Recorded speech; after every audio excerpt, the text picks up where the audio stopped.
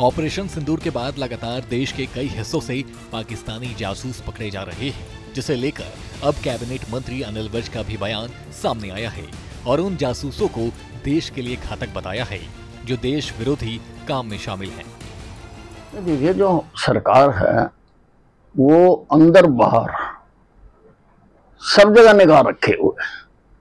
अब ये देश के दुश्मन जो अंदर बैठ के पाकिस्तान की मदद करते हैं तो वो भी बहुत घातक हैं।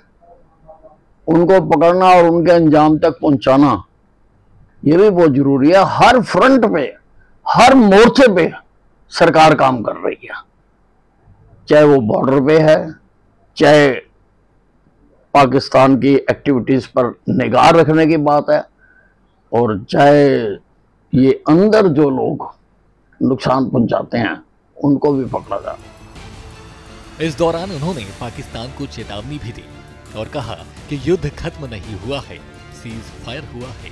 युद्ध समाप्त करने के लिए जो होगा वो करेंगे, लेकिन पाकिस्तान में चल रही उग्रवाद का एजेंसी को खत्म करके रहेंगे। इस युद्ध के महानायक प्रधानमंत्री नरेंद्र मोदी जी ने बाबुलंद हर मोर्चे पर, हर स्थान पर कहा कि हम उग्रवादियों को घर में घुस के मारेंगे। उन्होंने यह भी कहा कि हमारी लड़ाई उग्रवाद के साथ है और उसमें बहुत हद तक हमें कामयाबी भी मिली है। 9 जो इनके बड़े बड़े अड्डे थे वो हमारी सरकार ने तबाह कर दिए हैं और बाकियों को भी हिंदुस्तान किसी भी हालत में छोड़ेगा नहीं। युद्ध समाप्त नहीं हुआ है, सीज फायर हुआ है, युद्ध समाप्त नहीं हुआ है और जो भी करना पड़ेगा वो करेंगे।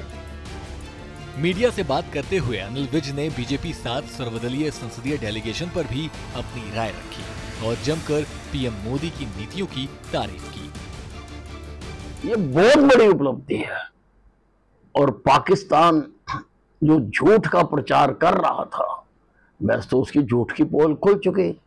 वो कहता था हमारा कोई नुकसान नहीं हुआ। अब 9 हवाई अड्डों को ठीक करने के लिए टेंडर निकाला है। अगर नुकसान नहीं हुआ तो टेंडर किस बात का निकाला है?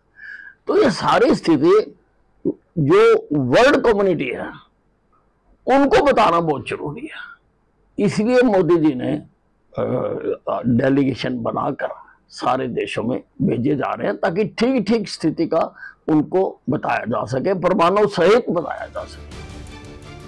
गौरतलब है कि पहलगाम हमले के बाद भारतीय जवानों ने ऑपरेशन सिंदूर के जरिए आतंकिस्तान पर कड़ा प्रहार किया था, जिससे उबरने में पाकिस्तान को कई साल लग जाएगा।